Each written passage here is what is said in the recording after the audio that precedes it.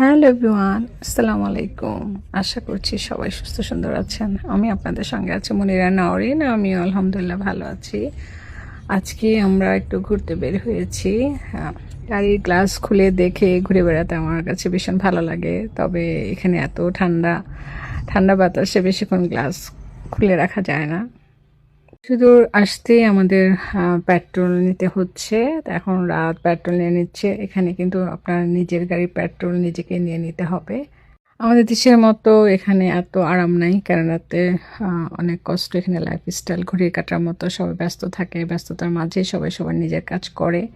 বাংলাদেশে যেমন অল্প পয়সা আপনি কাজের লোক পাবেন, ঘরে বাইরে কাজ করাতে পারবেন, এখানে কিন্তু তা না, সব কিছু আমরা নিজেরাই করি। এখানে কাজের লোক আনলে দেখা যাবে আপনার সেই কাজের লোকের স্যালারি দিতে গেলে আপনার নিজের স্যালারি শেষ হয়ে যাবে, এমন একটা ব্যাপার আর কি। সেই কারণে সবাই চায় নিজের কাজ নিজেই গুছিয়ে নেয়। কাজের লোককে অ্যাফোর্ড করার মতো সবার পক্ষে সম্ভব না। সে কারণে সবাই ওই চিন্তাভাবনা করে চলাফেরা করে। আমরা যারা বাংলাদেশে অনেক আরামে থাকি, তাদের জন্য কানাডায় এসে চলাফেরা করা অনেক কষ্টকর হয়ে যায়।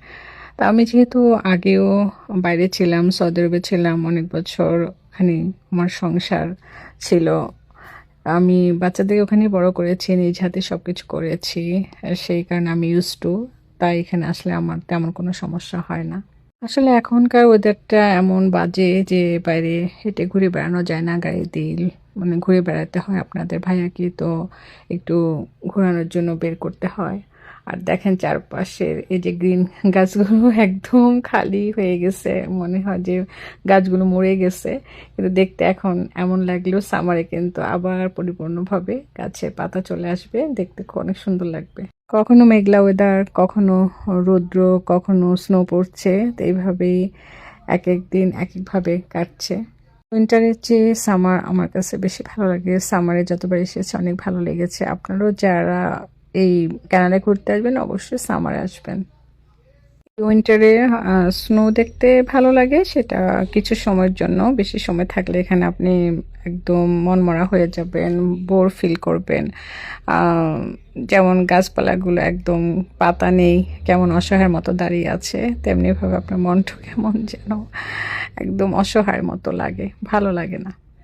এই ওয়েদারটা বেশ লম্বা সময় ধরে থাকে, তাই সবাই অপেক্ষায় থাকে কবে সামার আসবে।